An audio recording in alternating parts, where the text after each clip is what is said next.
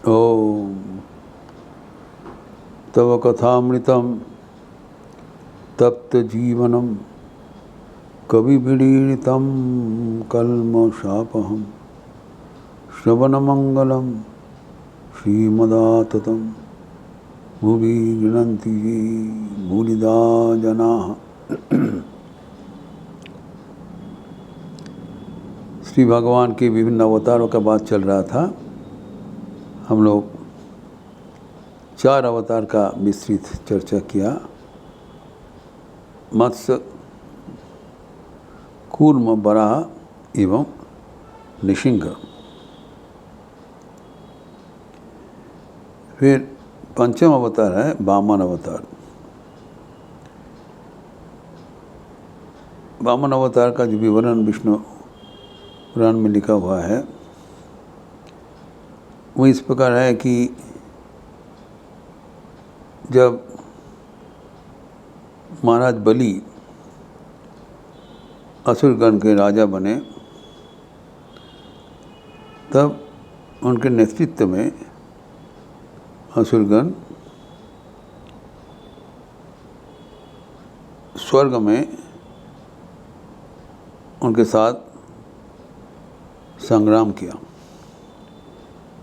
इस संग्राम में देवतागण पराजित होकर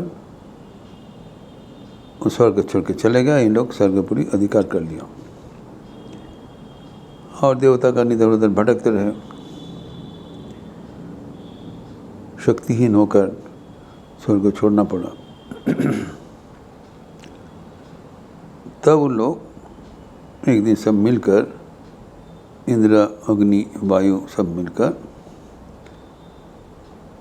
अपने माता जी जो अदिति के पास पहुंच गए।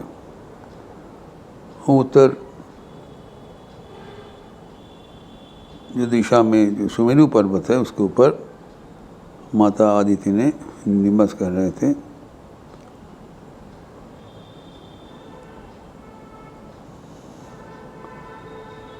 तो उन लोग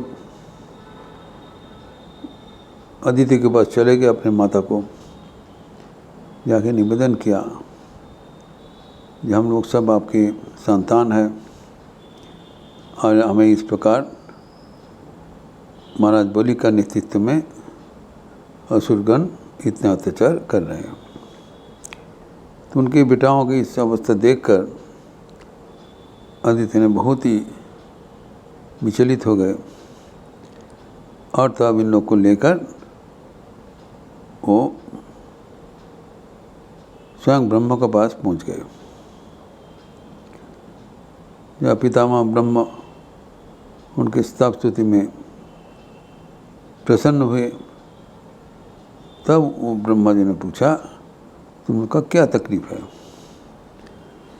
तब अदिति ने कहा कि पितामह देखिए, इन लोग की इतना अत्याचार सहन करना पड़ रहा है, ये तो बर्दाश्त के बाहर है।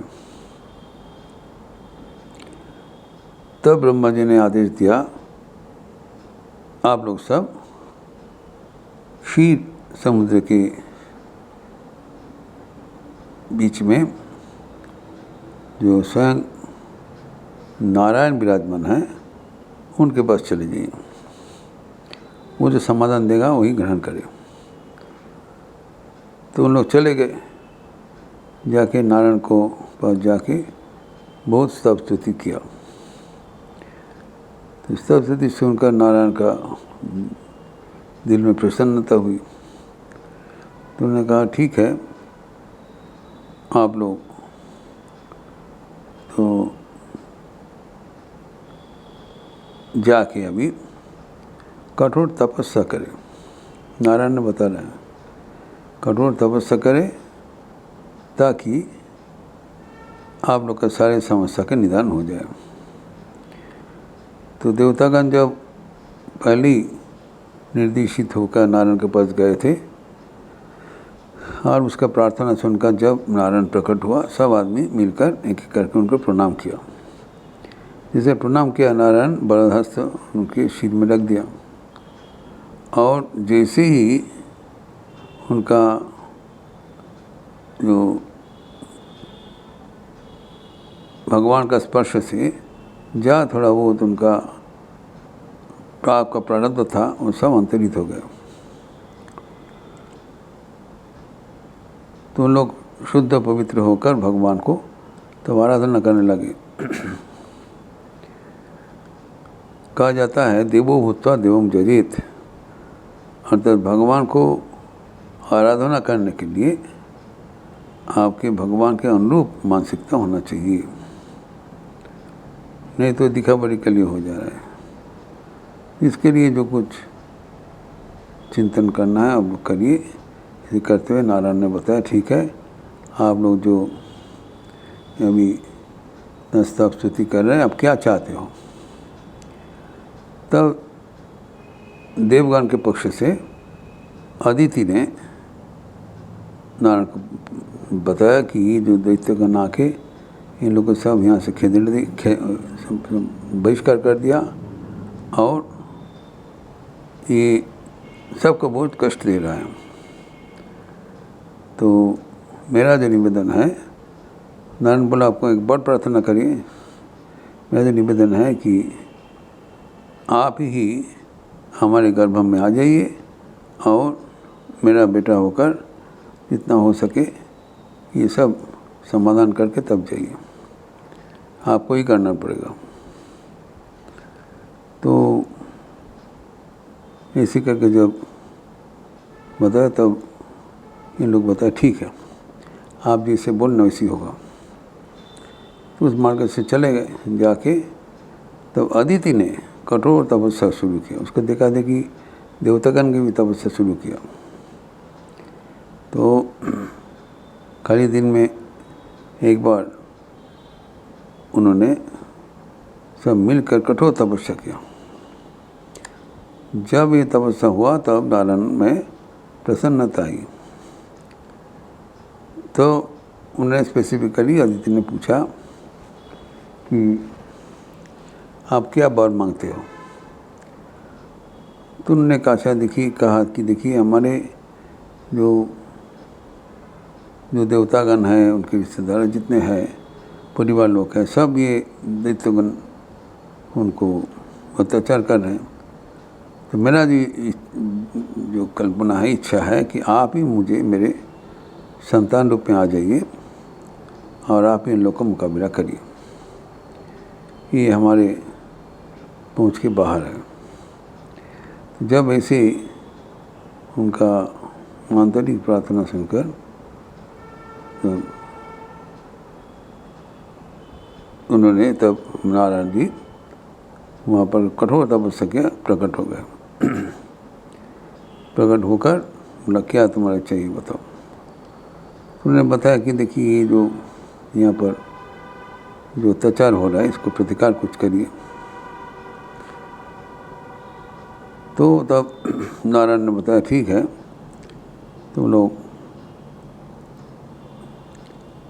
हम ही समय पर आपके गर्भ में संतान रूप से आ जाएंगे। उसके भूमिष्ठ होने के बाद वही सारी समस्या को मिटा देंगे। जैसे वचन दिया। वचन देने के बाद नारायण अंतरित हो गए और जो बाकी देवतागण अदिति के साथ अपने अपने आश्रम में चले गए। बल्कि वहाँ जाकर भी उन लोग तपस्या निरत थे।